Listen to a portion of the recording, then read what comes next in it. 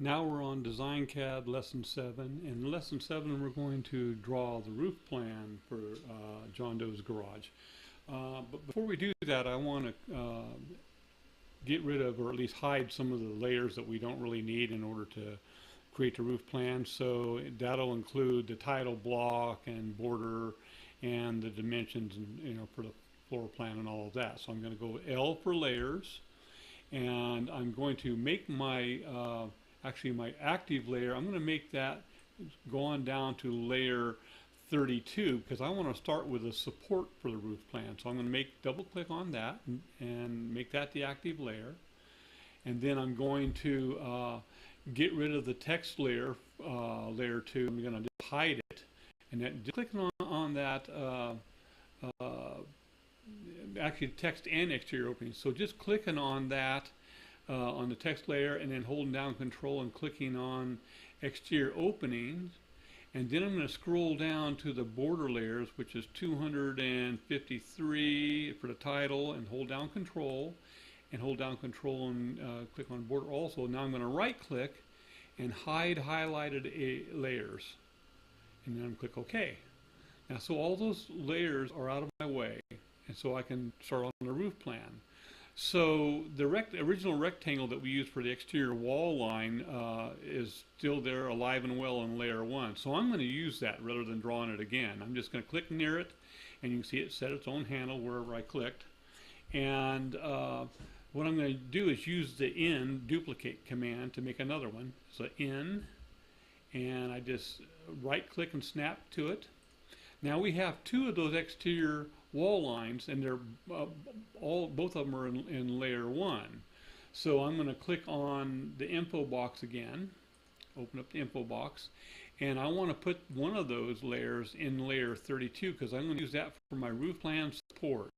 So I'm scrolling down to layer 32 and put that one in layer 32. Okay, so now I'm going to get rid of the main floor layer too, or just hide it. So layers, and scroll up to layer 1, which is the main floor plan, and click the light bulb, and it turns it off. And so now all I have is the outside wall line, and if I select it, the info box tells me it's in layer 32.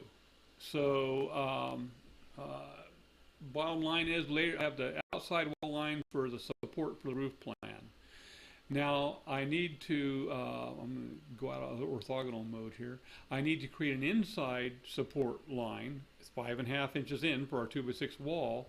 So I'm going to hit F2, which is the parallel by distance command once again. F2, and you can see that our 0.4583, which is feet decimal for 5.5 inches, is still in there. So I'm going to just left click near that, and then left click again to set a point, and it'll set right there at that 5.5 inches. Then hit escape, and now I'm going to zoom up so we can get a good idea of what that looks like.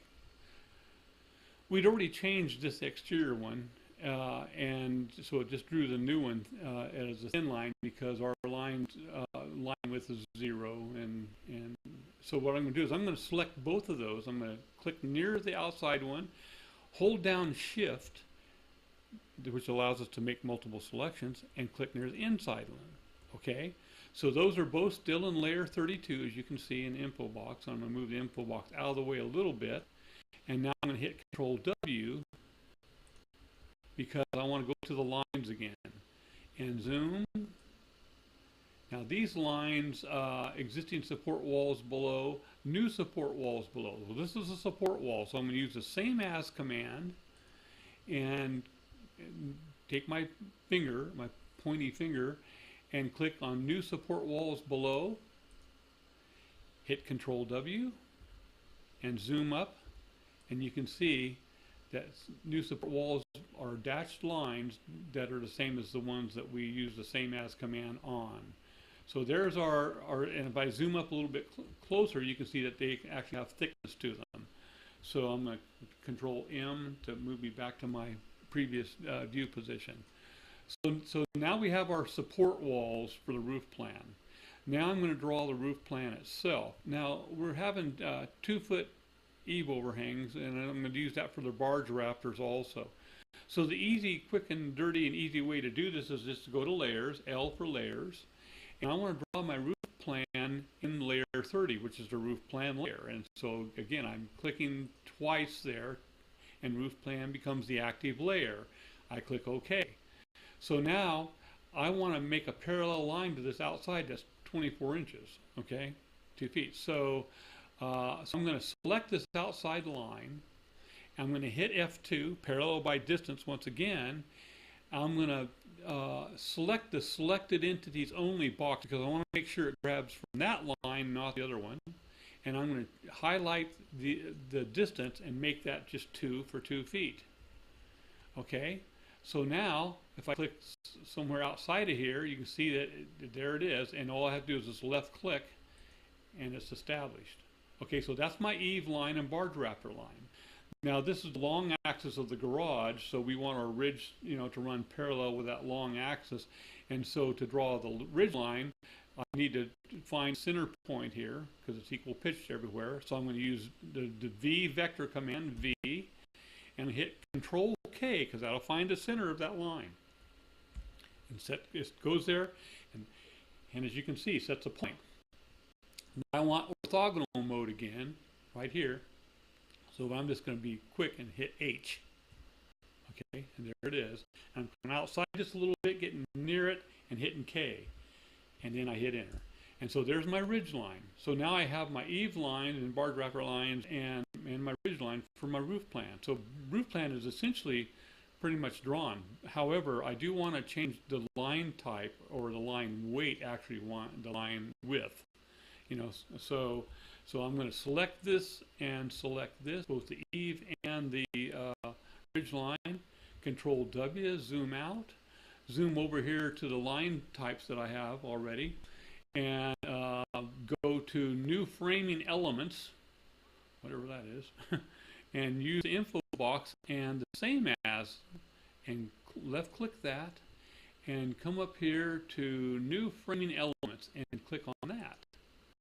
Okay, and hit Control W to zoom out and zoom up on that, and you can see that that's a thicker line now. So that's our roof plan.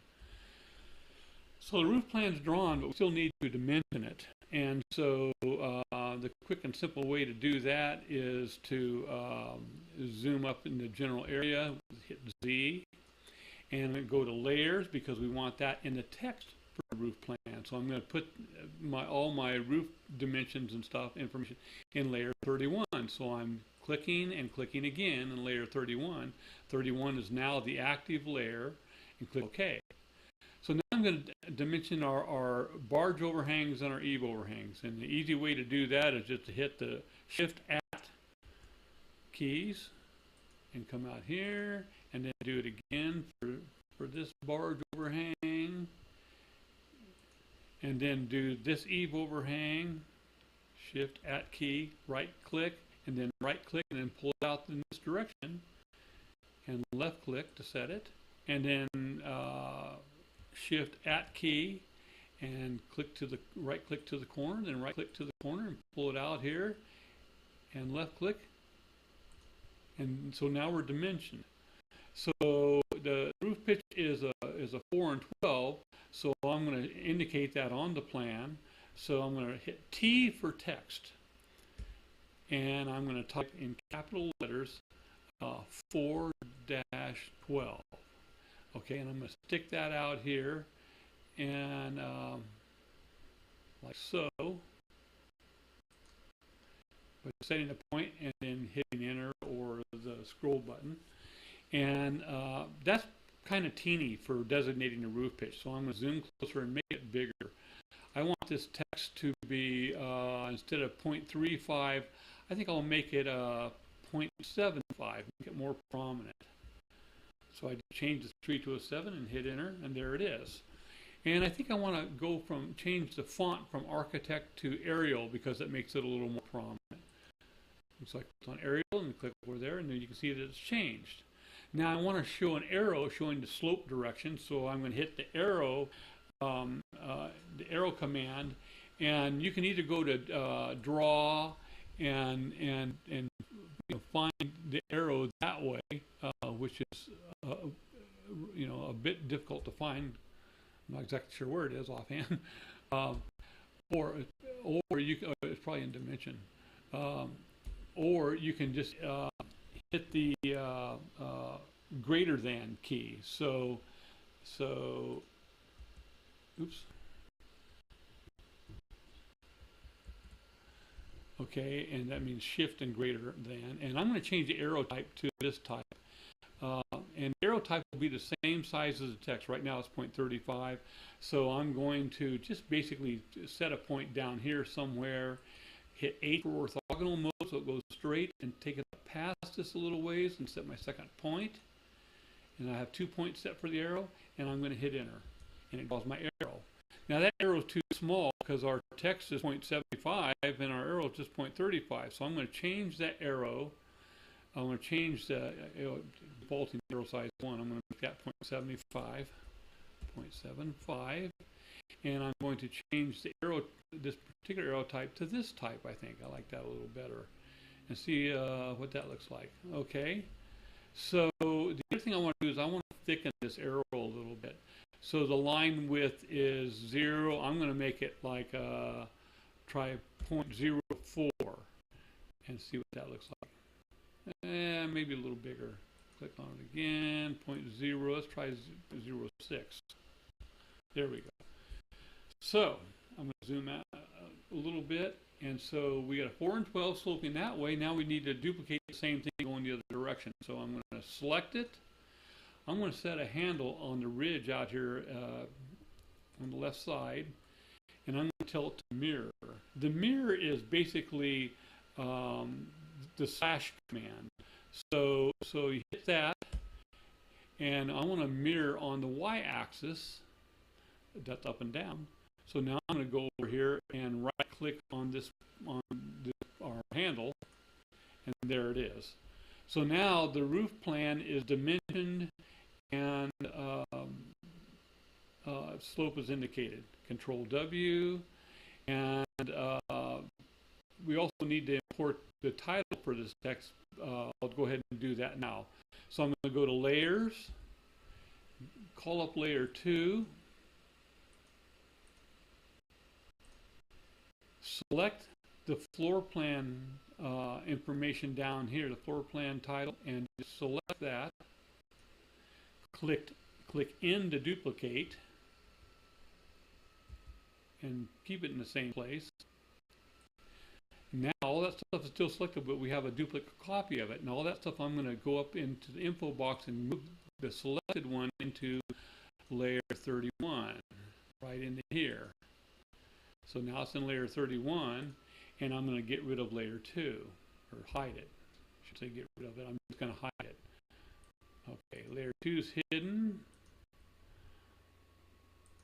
Okay, now we have a title, but it's the wrong one. So I'm going to change this, zoom up closer to it. I'm going to use my little V that I did previously to mark and get off of orthogonal mode, so I can mark the placement of this information from this information. So I'm going to right-click now on the text there, and I'm going to change highlight floor and just change that to roof. Okay, and hit enter. And now I'm going to right-click here and snap that, and then click near that. I'm going to move that by right-clicking to the end of plan there. I'm going to hit Escape, unselect it, select my V, and delete it, and roof plan is done. That's it for Lesson 7.